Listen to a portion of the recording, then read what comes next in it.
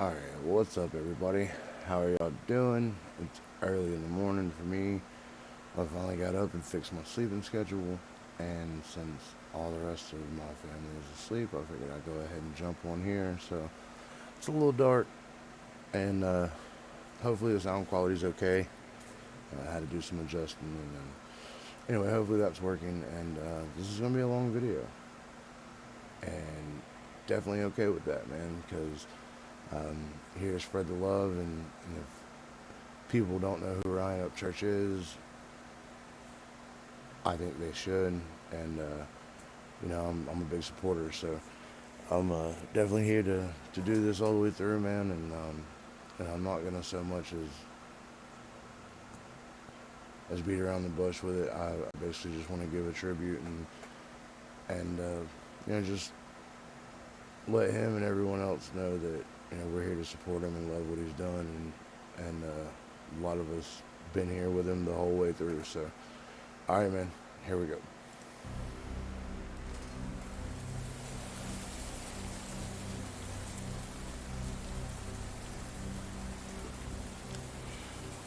What Ryan has is not something you can be taught.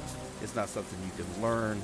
You either have it or you don't. He was born with He's it. just him at the end of the day. Like that's why everyone's so attracted to him. Is because the same dude that you're gonna see on the camera is the same dude you're gonna see in the grocery store. When people look back on this whole genre That's of me. music, he will be what is remembered.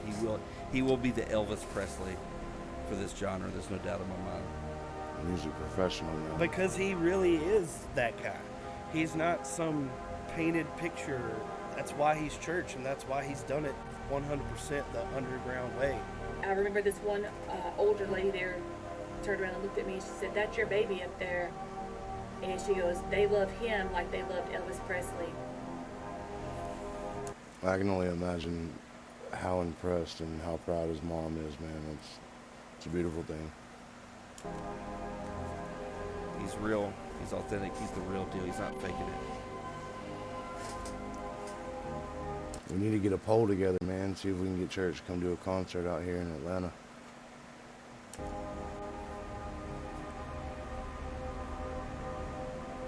He's going to do something that hasn't been done before.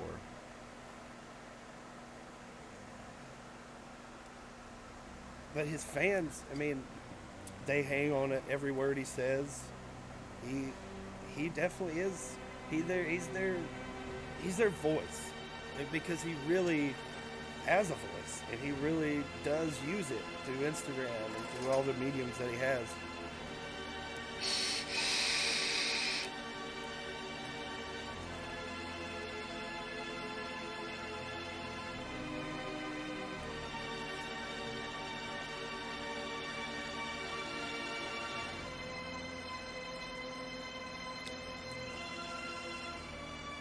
Yeah, man, I'll be honest with you. I really wished I could have got this when it first came out. I definitely would have paid it. That wouldn't have been no big deal. But at the time, I didn't have a computer that was worth a damn enough to even try to stream it on my laptop or whatever. So, yeah. Anyway.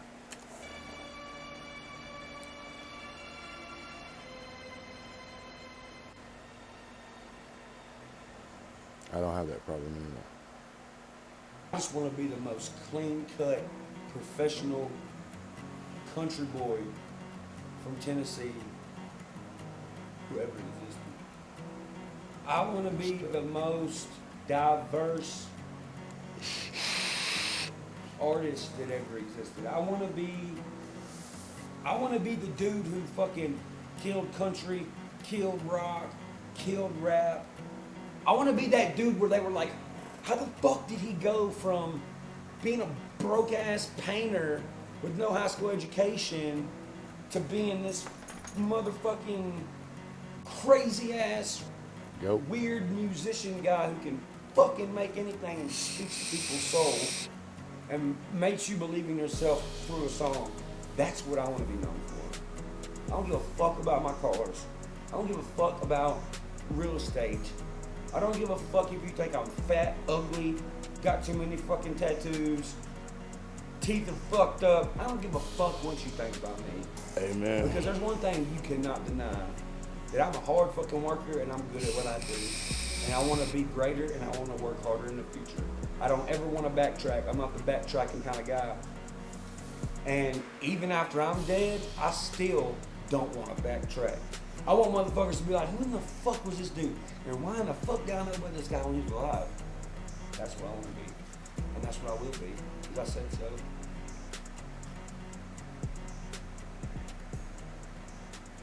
Said because I said so. I just knew from that moment. Speaks the truth. I knew that Ryan was going to be a star.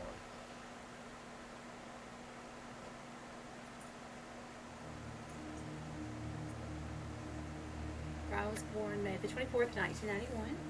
And by the way, if y'all have made it this far in this video, if y'all haven't clicked off by looking at the time, and y'all are here to represent for me, man, or if you're here to represent for Ryan, please don't forget to hit that like button, hit that subscribe button down there below for me. Come out here and rock with your boy EJ, man. We got plenty of music, we got plenty of stuff coming up, motorcycle stuff. Should be getting my my custom painted bike back soon. I know it's been forever. My buddy got sick. He ended up falling down some steps at 1.2 and hurt himself, and he's been really bad over the holidays, you know, and big shout out and prayers to him, man. Undertaker, you know who you are, man. For everybody else, thank you so much, man, for the new people that are here. Thank y'all for coming and hanging out with me, man. I've had people telling me on Facebook and stuff that they've been following me for a couple of years, and that a lot of times I've been the person that made them laugh or smile, or my videos have helped them, and that means just so much to me, you know what I mean? It really does. So I'm happy to be able to give back and you know, take this time out to share this with everybody, to let people know who Ryan is.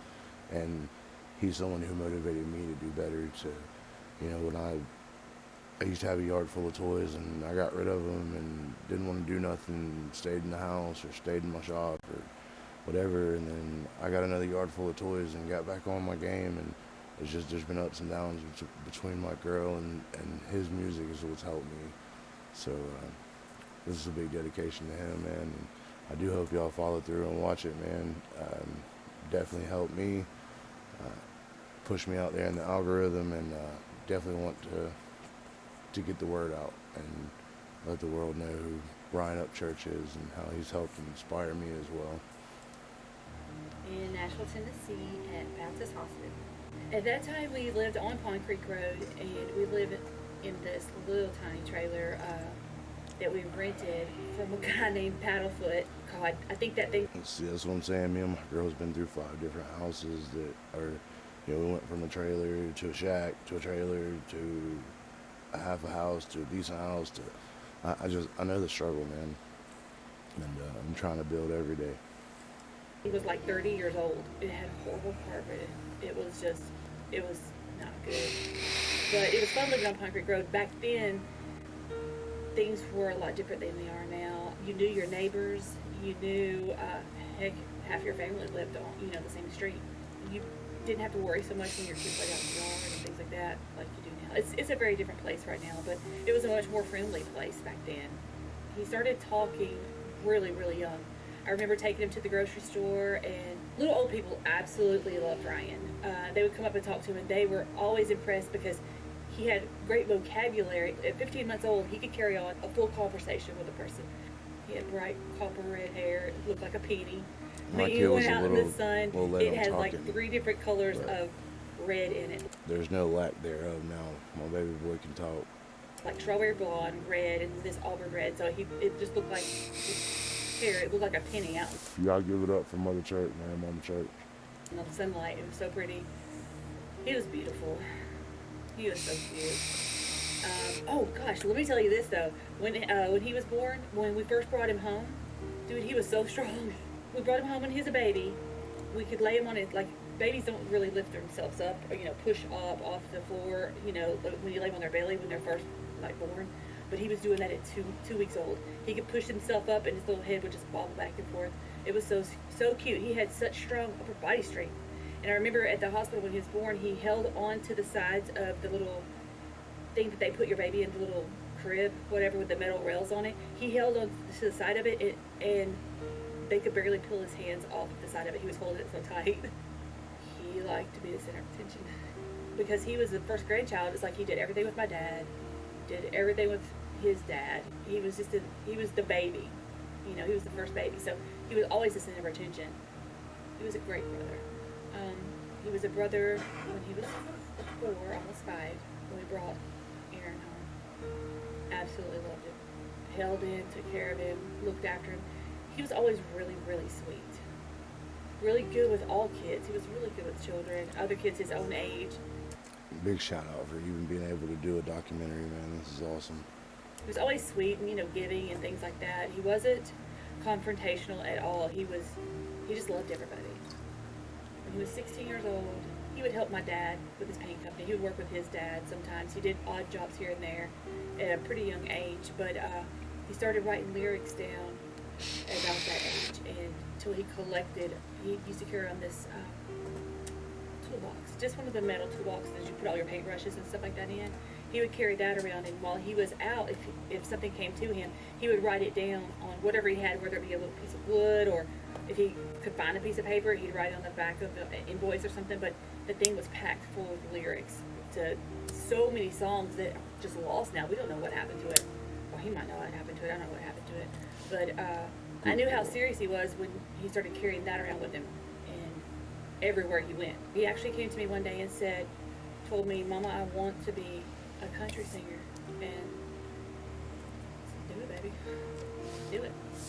And I always would tell them, if you really want to do something bad enough, you can make it happen. And it was so real to him before it ever happened. He would have dreams and visions of himself on stage, and every bit of that came true. Every bit of it.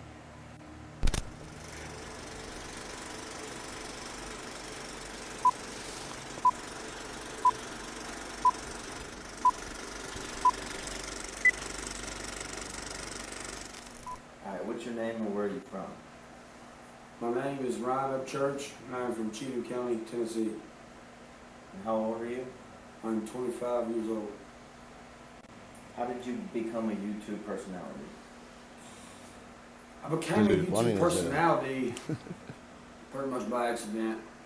You know, I didn't have an Instagram, I didn't have a Facebook, Snapchat, Twitter, none of that stuff. And I just had a Facebook, a personal Facebook, and me and my buddies went out to a strip club one night, and some shit went down, and we ended up getting kicked out. And I made a video bitching about the situation, and somebody had taken it off my Facebook and ended up posting it on, I think it was YouTube at the time. I didn't even have a YouTube then either. I didn't know how to make a YouTube account. And one day we were eating lunch at work. That's crazy. After, for lunch or whatever. At lunch, we was eating, and at work, we went on lunch break, and the chick at the restaurant was like, "Hey, you're that redneck guy off the internet." And I was like, "What? What's she talking about?" And she showed me the video that I made, bitching about the strip club we were at, and the video was called Athlete's Lip. Yeah, I've been to a strip joint before. Never again. I'd rather get butt naked and cuddle with a dirty hobo. This girl was like, "Hey, baby, can I give you a lap dance?" No! What the fuck's on your face? Got athlete's lip. So I made a video about it, and it apparently went viral. It didn't go viral, but it got a shit ton of views, enough for people to be like, "Hey, where's that redneck guy? I want to see another video." And that's what Upchurch Redneck was made. Everybody was like, "Where's the redneck? Where's the redneck? Where's that redneck guy?" And my last name's Upchurch, so I just created Upchurch the Redneck, and that's where it started. Hey, I'm here to tell you that I'm more countryer than you, boy. Hashtag country, hashtag music, hashtag sticks, hashtag backwards. What's up, you damn pansies? My name's Lil Larry. If you call me anything else besides Lil Larry, I'll bust you in the damn lip. Hashtag lifted trucks, hashtag Ford, hashtag Chevy, hashtag GMC, hashtag Yoda, hashtag Toyota, hashtag Big Toyota. This don't sound like an old ass fucking poodle your grandma got.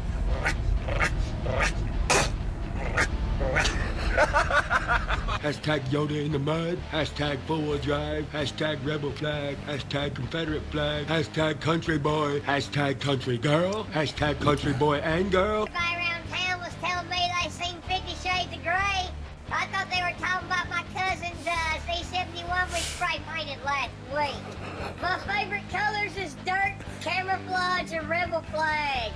Hashtag country people. Hashtag country folk. Hashtag John Deere. Hashtag green. Hashtag John Deere green. We fucking understand. Why are you wasting your life fucking hashtagging stuff? Hashtag chair. Hashtag oxygen. Hashtag. Popping up their collars and shit. Oh, look, it's the gay Dracula. Please don't suck my dick. Like you want to fight looking like this. I mean, bro, like, we go, like, if you want to go. Where we going, motherfucker? Your mama's house? Tell her I got a fucking dick stronger than a 12-valve Cummins. Everyone has that one friend who over-exaggerates the shit he buys off Craigslist. Hey, Chad, did you see my Facebook post? No, what is it? I got me a goddamn drag truck. For fucking real. Fucking yes. What's it fucking look like? Shit, motherfucker, it's fast. It needs an exhaust manifold. It needs a hub assembly. It needs the back seats. It's got some mice, you know, running around in that motherfucker. But hey, fuck Stuart Little and his family. I kill all of them. I mean, I gotta drain the gas tank because the gas so old and it like it done got all jellyfied and shit. I mean, but first I gotta buy a gas tank for it though. Okay, I lied. It don't have a gas tank in it. It needs a rear axle. The brake line's dry rotted, but hey, that ain't even nothing though. It needs a transmission. It needs a brand new motor because once got it in it is locked up and shit. It needs all new windows though. But bruh, it's a bad motherfucker. I remember the first one he made, the first one I saw him make, where he was outside pretending to work on a car, and that was at my mom's and dad's house. And I pull up and he has a wig on. And he has one of my mom's blouses on, and he's outside just pretending like he can't fix his truck or something. And I'm like, oh my god. And yeah, that's how that started. It was really bizarre, but you know, apparently people liked it. But he was on World Star before that, by accident. He didn't even know he was on it until he was out in public one day, and somebody said, oh dude, that's the guy that was on World Star. And it was, he didn't tell me because I believe it involved a strip club. That's probably why he didn't tell me. I'm pretty sure it involved something he said to a stripper or something. For Ryan, he started the Vine thing. Well, at that time when he had the Vine stuff, I always have something different. It's always some bullshit piece of shit. But I always be doing burnouts or whatever. Well, Ryan started filming his Vine videos as a comedian. You know, being funny, always just kind of laughing and cutting up and being goofy. Well, then, you know, we started throwing in riding dirt bikes, fours, and some of the Vine videos. And then we had some of my pieces of shit. And hell, he already know he can gas me up to a burnout or something, you know what I mean? Even if it's my daily, that's all I had, I'd doing a burnout in. Especially, hell, you gonna film it? Fuck it. Yeah, we're gonna do a burnout in this. Hey, who takes minivans through the woods? We do. This is awesome, man. I'm pretty sure I've seen that. Look at this band. Hell. Minivan doing work.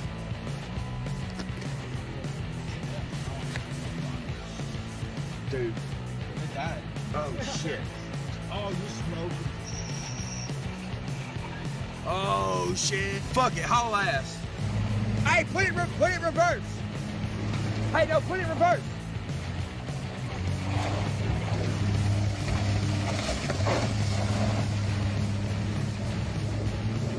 Oh shit, don't stop.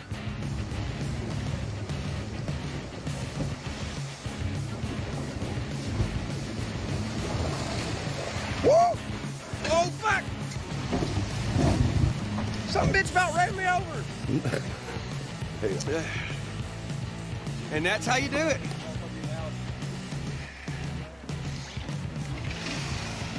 It's gonna sling a fucking rod. Oh, it's going down now. You cannot, dude. Don't even think about stopping.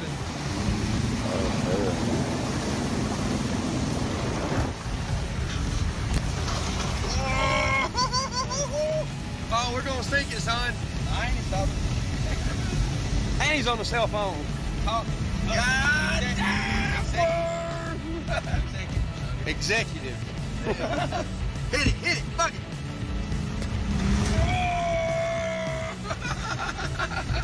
It fucking made it though. Concrete shit. Oh fuck. What now? Call Joey. The hazard's coming by himself. So we're over here. We just got this fucking stuff in the CreekSquad's backyard.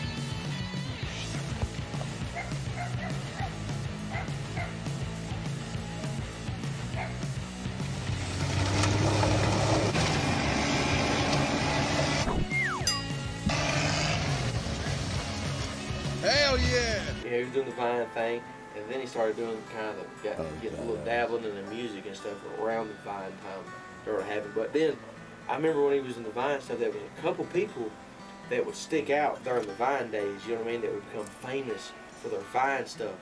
Well, you know, I didn't really care how. I was like, you know, that's computer stuff. I'm not into that. You know what I mean? But Ryan, I could see he was getting more and more into that and watching their videos and kind of seeing, you know, what they're doing and just different things like that. But yeah, the Vine days was fun. And then one time we called this dude and told him his two-wheel drive truck was on the cover of 4x4 magazine.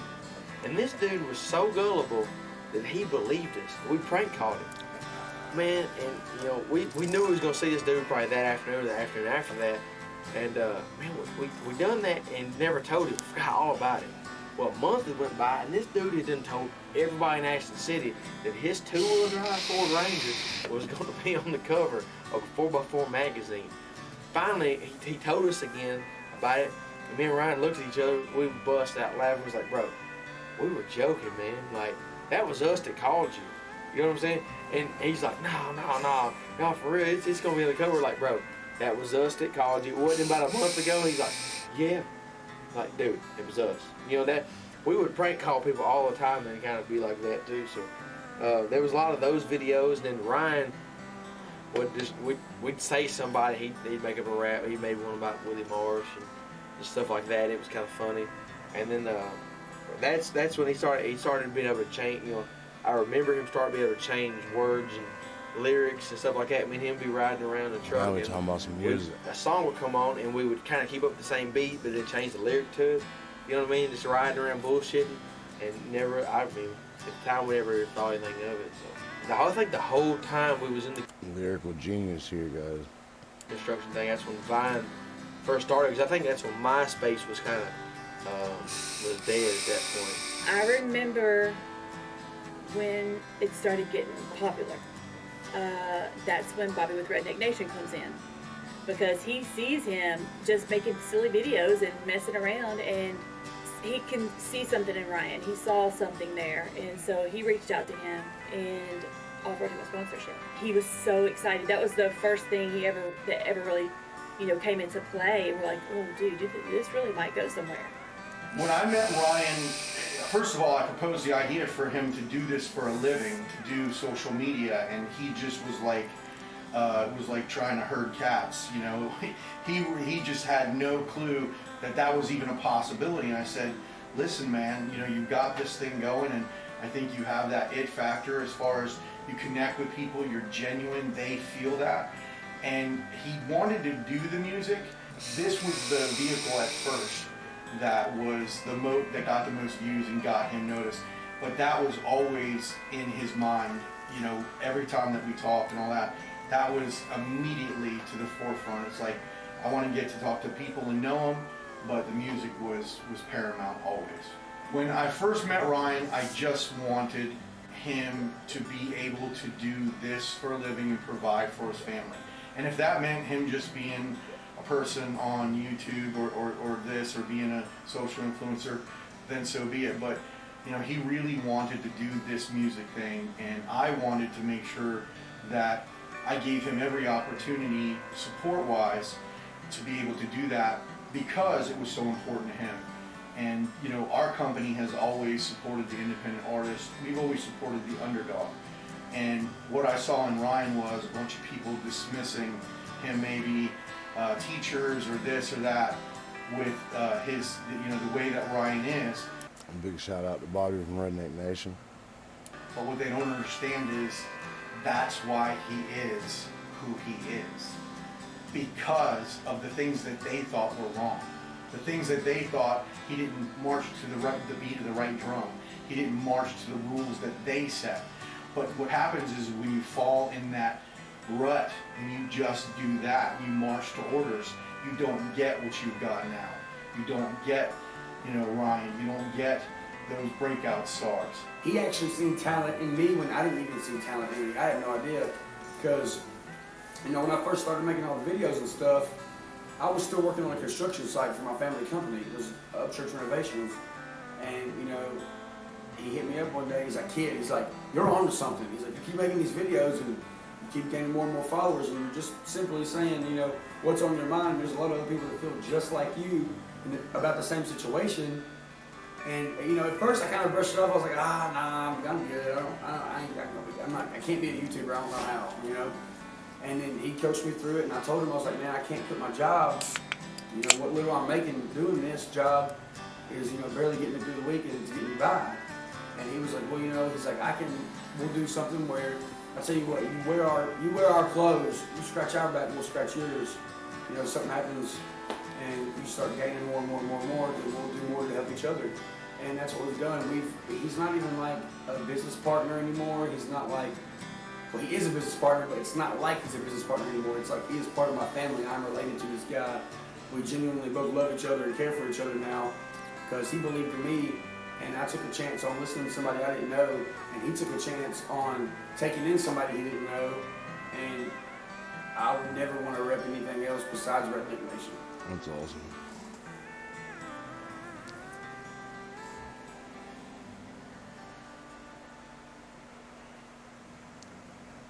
And I saw that like early on. Yeah, definitely got my business, brother.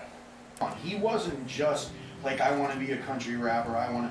He wasn't like that at all. He basically said, listen, this is who I am. This is what I do. This is how I live, and I rap.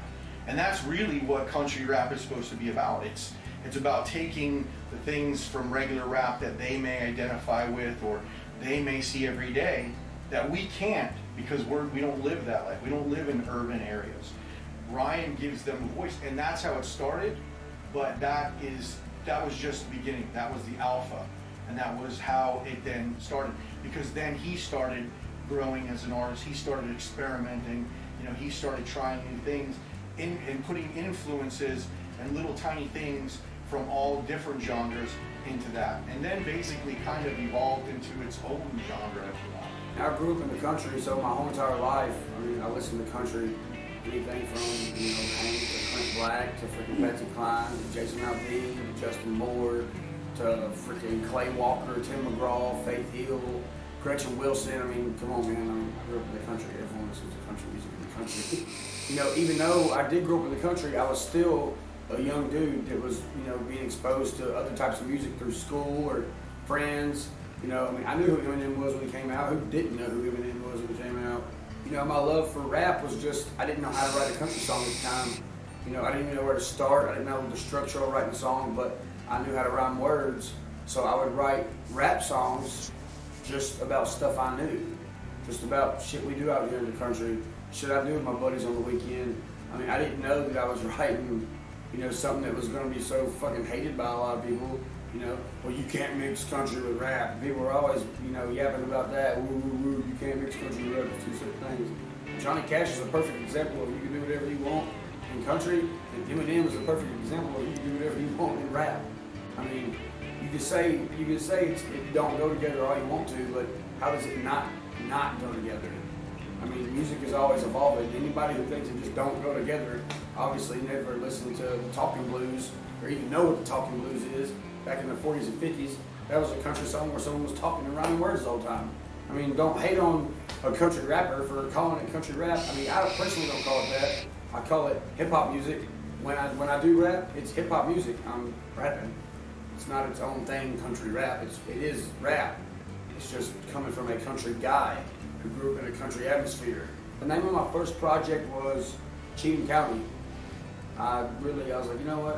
I'm gonna make some songs that me and my buddies can jam to and listen to. Songs that are, relatively about us.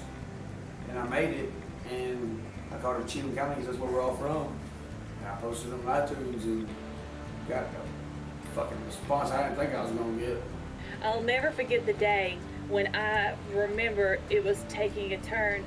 He always did music and things like that. That was his main. That was where his heart was music. And I remember the day when he realized how many followers he had, and he came to me and he said, "You know what, Mama?" He said, "I think I'm going to do it. I think I'm going to throw one of my songs up there and see what happens." And I was like, "Do it. Do it." And there she goes. He was, I'm in 100%. He's like, that was it. That he just wanted to test the water. I guess he wanted to see how it would be accepted. Because you always question how good you are at something, and you know, you're kind of fearful of what the response might be, because you may think you have talent, and the people around you who love you may tell you have talent. It's always scary, but putting it out there is really scary. And I think he wasn't. I mean, that's just like putting out these videos, man. Just, you know, we're always nervous of what the response may be. We always want to say the right thing and make sure you enjoy the videos, and of course, we always want to give the proper respect and credit towards the artist and whoever we're reacting to, or whoever we're mentioning, or, you know, whatever famous motorcycle rider you're meeting up with, or just whatever the case may be, man. We always want to try to stay respectful, and we're always worrisome about putting out our stuff and, you know, what kind of impact or reaction that we will receive ourselves. So we try to stay humble, man, and we love you guys. And, you know, there's a reason why the people that do the YouTube thing do the YouTube thing. You know, the people that do it for the right reasons. You know, I believe that we're here out of love, man, and genuinely, like, sharing with each other and trying to build a community. So, you know, that's just me, man. Really expecting it to be so well received, and it was. And that was it. After that, he knew he was onto something, and he just went with it. And I'm very proud of him for that. I'm gambling with them roosters, even with all the Kentucky coppers. I be cooking up something like steam mash and copper. I stay smoking on loud, oil leak under a chopper. My road is kinda rocky, but I bet you I'm a topper. It ain't nothing but a gamble like dice, watch for the snake guy. Hiding in the grass, that's why I constantly cut mine. I'm making me a path and slowly dropping them landmines. Flame in my hand, let's make us one of them wildfires. I live out in the country, used to hang on Old Pond Creek. Used to catfish with my grandpa, used to cut the grass for free. Teach me right from wrong. Used to listen to Hank Williams, try to live by all his songs. Yeah, I've been around them cowboys. I grew up in Tennessee. I ain't just part of that country, cause that country's part of me. Yeah. And then one day I built up enough courage to sing something. I think it was a Justin Moore song, maybe. Yeah, it was a Justin Moore song. It was In the Bed of My Chevy. It was the first cover I ever put on Instagram, and it got a really good feedback, so I just started doing other covers. And I figured, you know what, they gave me the confidence. My people who watch my stuff have given me the confidence to, you know, at least make me think I can sing. So, and then that's when I wrote Stuck on 17, and I put it out, and it got a really good response. And then my first country music video that I put out was Rolling Stone, and that got such a big response. I still don't even know how to think about it. It's only been out for 3 months, and it's got like 6 million views. That's crazy for somebody like me. That blows my mind. The Chicken Willie album is more of a sentimental memory to me in my career. You know, with the loss of my grandfather, that really lit the fire underneath my ass to do what I wanted to do. Right at the time, between Heart of America and Chicken Willie, the albums, you know, there was a time in my life of doubt. You know, I didn't think I was doing what I was supposed to be doing, you know, with my life. I didn't think this music stuff was going to work out. And actually thought about quitting after Heart of America came out. And, you know, I sit there and thought. And I knew if my grandfather was here and he seen the impact that I was making on people, and he seen what I was doing, my team was doing, he would stand behind it 100%. And it really it boosted me back to life and just made me want to just do better and better and better and better on every project, everything I do, every lyric, every beat, everything all around about it made me want to do everything better every time. And when I thought of that, you know, the thought of him watching down on me or being here to kind of see what was going on, it really just jazzes me up. And I just want to be the best now, and I ain't never gonna stop, and I ain't gonna let nobody stop me from what I'm doing. So that's why I named the album Chicken Willie, because that's his nickname. His real name is William Burgess, but he's had the name Chicken Willie forever. My grandfather was a real big gamecock fighter. You can ask about him in Kentucky, Louisiana, Mississippi, and ask anybody who is over the age of 50 or 60 that fights chickens or has fought chickens, and I can guarantee you they know exactly who he is, and I can guarantee you they've got chickens of his bloodline still to this day.